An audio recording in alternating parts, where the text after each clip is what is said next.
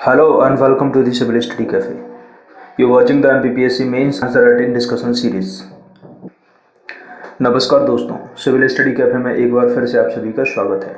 अभी तक हम डिस्कस कर चुके हैं 2018 का पेपर 2 और पेपर 2 में हम डिस्कस कर रहे हैं सेक्शन बी में 6 मार्क्स के क्वेश्चंस, जिसमें हम क्वेश्चन नंबर 1 से लेकर क्वेश्चन नंबर 10 तक हम सारे के सारे डिस्कस कर चुके हैं। आज की इस लेक्चर वीडियो सीरीज़ में हम डिस्कस करेंगे क्वेश्चन नंबर 11 और क्वेश्चन नंबर 12 और यहीं पर हमारा ये वीडियो लेक्चर सीरीज़ ख़त्म हो जाएगा, यानी कि 6 मार्क्स के सारे क्वेश्चंस हम फिनिश कर लेंगे। तो चलिए फिर गाइस शुरू करते हैं। Question number 11। क्वेश्चन नंबर 11 क्या है?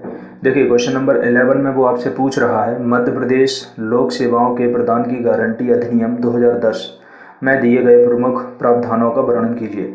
ठीक है, वो आपसे एक ही बात पूछ रहा है, फिर से रिपीट करता हूँ। वो आपसे ये पूछ रहा है कि मध्य प्रदेश लोक सेवा के प्रदान की गारंटी अधिनियम 2010 जो है उसमें कौन कौन से प्रावधान दिए गए हैं, उनका आपको वर्णन करना है। ओके, देखिए, इंट्रोडक्शन में आप यहाँ से स्टार्ट कर सकते हैं। इंट्रोडक्शन में आप क्या लिख सकते हैं? इंट्रोडक्शन में आप ये अधिनियम जो है ना, यानी कि जो लोक सेवाओं के प्रदान की गारंटी अधिनियम 2010 है ना, ये जो है इसके बारे में आप थोड़ा सा ब्रीफली आप इंट्रोडक्शन में, यानी कि ब्रीफ नॉलेज इसके बारे में आप डाल सकते हैं, है ना। क्या डाल सकते हैं? देखो, इसको आपको पता होगा 25 सितंबर 2010 को, है ना, इसको प्रभाव में लाया गया था और इसका उद्देश्य क्या है? जनता को समय अनुसार और एक निश्चित समय के अंदर समस्याओं का निराकरण और सुविधाएं अथवा सेवाएं उपलब्ध कराना है, यानी कि पब्लिक को प्रॉब्लम ना हो। देखिए, आपको पता होगा ग्रामीण क्षेत्र में जब हम जाके देखते हैं तो ग्रामीण क्षेत्र में लोगों को जानकारी ही नहीं होती उनके लिए कौन कौन सी प्लानिंग चल रही है, कौन कौन सी योजनाएं सरकार ने चलाई हैं। उनको किसी भी प्रकार की कोई योजनाओं के या फिर ज़्यादातर योजनाओं के बारे में उनको ज़मीनी स्तर पर बिल्कुल पता नहीं होता है, या फिर उनको कोई कंप्लेन करनी है या किसी जानकारी को उनको प्राप्त करना है, कोई भी जानकारी उन्हें प्राप्त करनी है तो उनको पता नहीं आता, उनको समझ नहीं आता कि ये जानकारी हम कहाँ से प्राप्त करें। यदि वो किसी विभाग में जाते हैं तो विभाग में उनको इन्फॉर्मेशन नहीं मिल पाती है या फिर उनको वहाँ से भगा दिया जाता है। तो इन्हीं सारी समस्याओं को, यानी कि जो ग्रामीण स्तर पर लोग हैं उनको इन्हीं सारी समस्याओं से ना जूझना पड़े, इन्हीं के कारण इन्हीं समस्याओं का समाधान करने के लिए मध्य प्रदेश लोक सेवाओं के प्रदान की गारंटी अधिनियम 2010 को शुरू किया गया। ओके, तो ये था इसका मुख्य मकसद। तो इस प्रकार से गाइस हमने इंट्रोडक्शन के बारे में थोड़ा सा जान लिया। अब बात करते हैं दूसरी। वो क्या पूछ रहा है? वो पूछ रहा है आपको 2010 का जो अधिनियम है उसके प्रावधान क्या है, उसका वर्णन आपको करना है। तो इसके प्रावधान के बारे में हम एक एक करके डिस्कस कर लेते हैं। इसमें कौन कौन से फीचर्स हैं, कौन कौन सी चीज़ें हैं, ये सारी की सारी चीज़ें ही हमें डिस्कस करनी है और यही इसका प्रावधान है। ठीक है, देखिए, बॉडी पार्ट में आप लिख सकते हैं प्रावधानों के बारे में। देखिए, ये जो गारंटी अधिनियम है, यानी कि लोक सेवाओं के प्रदान की गारंटी अधिनियम 2010 जो है, इसमें कई प्रकार के विभाग हैं, है ना। कई सारे विभागों को इसमें मर्ज किया गया है, यानी कि एग्रीकल्चर डिपार्टमेंट से रिलेटेड हो, हेल्थ से रिलेटेड हो, एजुकेशन से रिलेटेड हो, कई सारी वृद्ध लोगों की पॉलिसीज़ हो, या फिर, है ना, या फिर बच्चों की पॉलिसीज़ हो, या फिर महिलाओं से संबंधित योजनाएं हों, या फिर कई प्रकार की जो सेंट्रल गवर्नमेंट की, स्टेट गवर्नमेंट की जो प्लानिंग्स हों। ठीक है, इन सारी की सारी चीज़ों के बारे में, इन सारी योजनाओं के बारे में, इन सारी इन्फॉर्मेशन के बारे में इनको जानकारी समय पर मिल पाए, तो इसके लिए कई प्रकार के डिपार्टमेंट इसमें बनाए गए हैं। ओके गाइस, नेक्स्ट क्या है? विभागीय अधिकारी।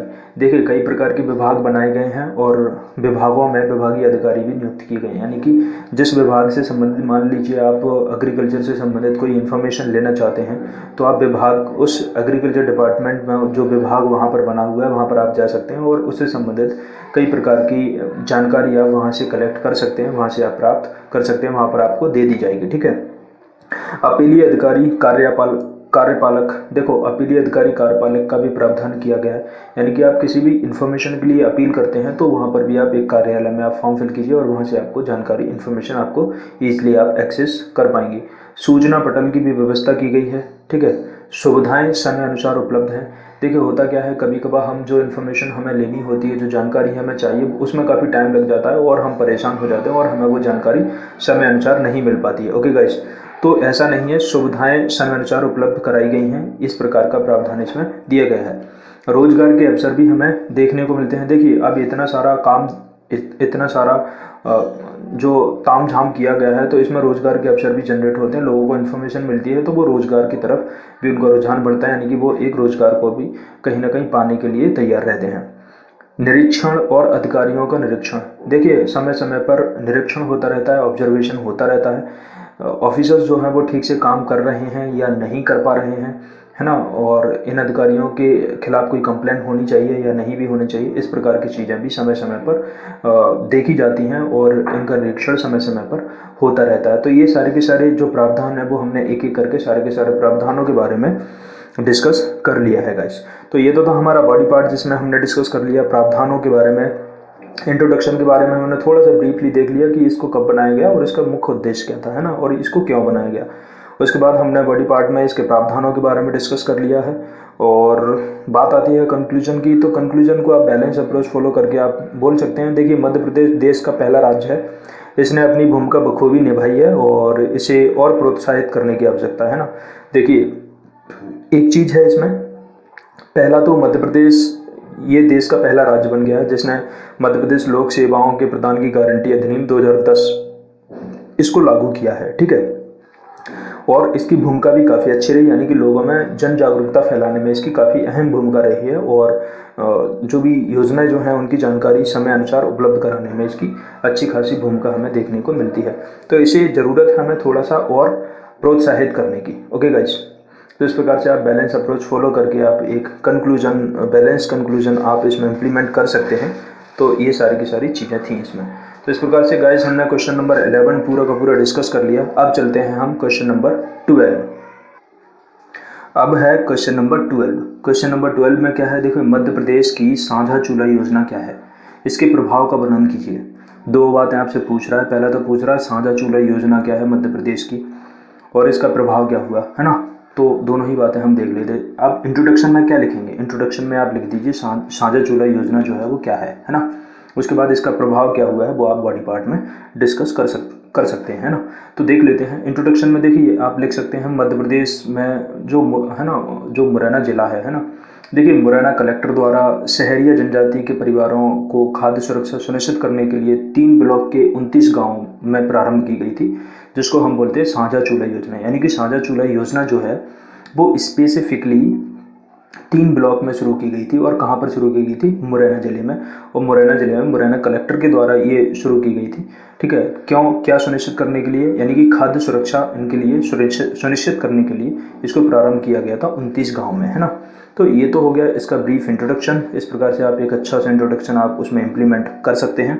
अब देख लेते हैं दूसरी बात, इसके प्रभाव का वर्णन कीजिए। तो इसके प्रभाव क्या हुए, देखिए क्यों शुरू किया गया इसको, इसका प्रभाव देखिए। सबसे पहला पॉइंट, पोषण। देखिए इसका मेन उद्देश्य क्या था, खाद्य सुरक्षा सुनिश्चित करना। खाद्य सुरक्षा सुनिश्चित करना यानी कि पोषण की व्यवस्था करना, यानी कि वहाँ पर कुपोषण के काफ़ी ज़्यादातर जो शहरी जनजातियाँ जो थी, शहरी जनजाति जो है वहाँ की, वो कुपोषण का शिकार है। यानी कि उनको कुपोषण से बाहर लाने के लिए पोषण युक्त खाद्य पदार्थ उनको उपलब्ध करवाना, यानी कि पोषण उनको कहीं ना कहीं पहुंचाना, है ना। पोषण युक्त खाद्य पदार्थ उनको उपलब्ध करवाना। तो ये इसका एक पॉइंट है, ठीक है। नेक्स्ट क्या है, कुपोषण से बचाव। जब उनको पोषण युक्त खाद्य पदार्थ मिल पाएगा तो वो कुपोषण से कहीं ना कहीं उनका बचाव किया जा सकता है और उनको कुपोषण से, यानी कि कुपोषण का शिकार से बचाया जा सकता है, सिंपल, ठीक है। स्वास्थ्य सुधार। देखिए, जब ये सारे के सारे काम होंगे तो उनके स्वास्थ्य में भी जो गिरावट आ रही थी उस गिरावट को हम रोक पाएंगे और उस गिरावट को रोकने के कारण क्या है, स्वास्थ्य में सुधार वो आएगा। तो ये भी एक इसका मुख्य प्रभाव था, ठीक है। संतुलित आहार, साथ ही साथ में खाद्य सुरक्षा सुनिश्चित करने के साथ साथ में संतुलित आहार पर भी ध्यान दिया गया, ठीक है। संतुलित आहार के कारण हुआ क्या, संतुलित आहार के कारण ये हुआ कि जब संतुलित आहार का मतलब क्या होता है, बैलेंस डाइट, है ना।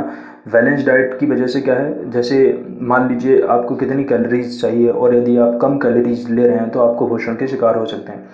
तो इस योजना में, साझा चूल्हा योजना में, ये सुनिश्चित किया गया कि इनको कितनी कैलोरीज कम से कम एक दिन में दी जानी चाहिए ताकि ये कहीं ना कहीं संतुलित आहार इनको मिल पाए, जिससे ये कुपोषण का शिकार ना हो पाए इनको, है ना। तो इस प्रकार से संतुलित आहार की तरफ भी ध्यान दिया गया, ठीक है। शिक्षा में वृद्धि। देखिए, जब ये सारी की सारी, जब हमारा स्वास्थ्य अच्छा होता है और खाने पीने की हमें प्रॉब्लम नहीं होती तो फिर हम शिक्षा की तरफ भी रुझान हमारा देखने को मिलता है। देखिए, आपको पता होगा आदिवासियों में स्पेशली एक चीज़ देखने को मिलेगी, वो छोटी उम्र से ही वो अपने बच्चों को काम कराना शुरू कर देते हैं।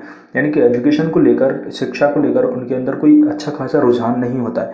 क्यों नहीं होता, वो वही बात जो मैंने अभी आपको बताई, यानी कि जब वो आर्थिक स्थिति उनकी अच्छी नहीं होती है तो फिर वो उनका ध्यान जो होता है वो मेन काम की तरफ ध्यान होता है और वो काम की उनका ध्यान जाता है, यानी कि शिक्षा से उनका ध्यान हट जाता है ना। तो शिक्षा में वृद्धि करना भी इसका एक मकसद था, है ना। आर्थिक वृद्धि करना भी एक मकसद था, जागरूकता लाना, है ना, पारिवारिक विकास करना, यानी कि ये अप्रत्यक्ष लाभ जो हैं ये इनका भी कहीं ना कहीं मैं। तो इस प्रकार से आप नॉर्मली काफ़ी सारे पॉइंट्स आप इसमें, है ना, इम्प्लीमेंट कर सकते हैं, जिससे आपका आंसर जो है काफ़ी एक अच्छा आंसर हो जाएगा। इस प्रकार से हमने बॉडी पार्ट के बारे में डिस्कस किया गाइस। और अब बात आती है कंक्लूजन की। तो कंक्लूजन में आप क्या लिख पाएंगे? कंक्लूजन में आप लिखें, है ना, मुरैना जिला जो है ना, वहाँ के जो डीएम है उनका ये कहीं ना कहीं ये अद्भुत कदम है ना। इससे पता चलता है कि इनकी ग्रामीण स्तर पर क्या भूमिका हो सकती है। बस ज़रूरत है मध्य प्रदेश के कई जिलों में इस तरह के कदम उठाने की, है ना, क्योंकि मध्य प्रदेश के कई सारे रीजन्स ऐसे हैं जो आज भी कुपोषण के शिकार हैं काफ़ी सारे। आप शिवपुरी की साइड जाएंगे, है ना, तो वहाँ पर जो आदिवासी है, शहरी जनजाति वहाँ पर हमें देखने को मिलती है। तो वहाँ पर काफ़ी ज़्यादा वो कुपोषण के शिकार, पानी की व्यवस्था ठीक नहीं होना, इस प्रकार की समस्याओं से वो गुजरते हुए हमें दिखाई देते हैं। तो ध्यान देने की ज़रूरत है हमें मध्य प्रदेश के कोने कोने को छानने की, यानी कि चप्पा चप्पा छानने की ज़रूरत है, कहाँ कहाँ पर कौन कौन सी समस्या है और इनकी समस्याओं को जल्द से जल्द सॉल्व करने की, है ना। तो इस प्रकार से आप एक अच्छा सा कंक्लूजन आप दे सकते हैं। तो इस प्रकार से गाइस हमने लास्ट क्वेश्चन और लास्ट वीडियो सीरीज थी हमारी ये 6 मार्क्स की, जिसमें हम क्वेश्चन नंबर 11 और क्वेश्चन नंबर 12 हमने दोनों ही डिस्कस कर लिए हैं। इसी प्रकार से हम अब 15 मार्क्स के क्वेश्चंस डिस्कस करेंगे आगे चल के आगे की सीरीज़ में। इसी प्रकार से हमारा सेकंड पेपर कंप्लीट हो जाएगा, फिर हम आएंगे थर्ड पेपर पर, फिर फोर्थ पेपर पर। इसी टाइप से हम पूरा का पूरा प्रीवियस ईयर्स क्वेश्चन 2018, 17, 16, 15, 14, है ना, पूरा का पूरा हम कंप्लीट करते जाएंगे। आई होप आपको वीडियोस पसंद आ रहे हैं, और आपको वीडियोस पसंद आ रहे हैं तो गाइस इन वीडियोस की लिंक को उन लोगों तक आप ज़रूर पहुंचाइए जिन लोगों को 2019 का मेंस है, क्योंकि उनके लिए काफ़ी कारगर साबित हो सकते हैं। So thanks for watching this video. जय हिंद।